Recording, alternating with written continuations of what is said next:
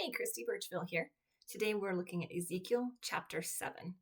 God is continuing to explain the totality of the judgment that's coming on the people. And one thing that I always find interesting reading through this is in other places, when you read about God's judgment that's coming, you understand that, or he'll say something about holding a remnant, or there will remain a few, and that there's nothing like that here. This is the end judgment. This is when there are no other options.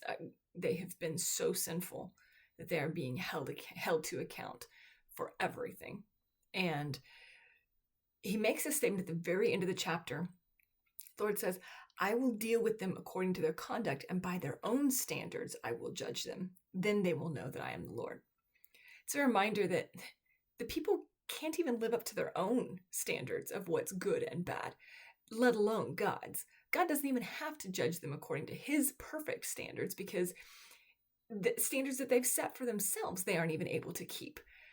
And I think that's a really good indictment on all of us.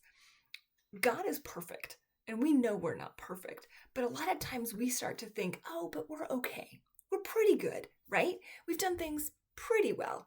And so we'll be okay. But if we really come down to it and are honest, we don't even keep our own standards of what's right and wrong. We're not consistent even with our flawed standards, much less our ability to meet God's standards.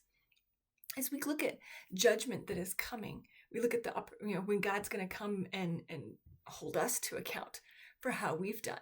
Are we standing under the grace of Jesus Christ and what he's done for us? Or are we going to try to go it alone? Because the people here, they didn't even measure up to their own standards, much less God's. We can't hope to be any better. Where are we in terms of our expectation for the judgment of God?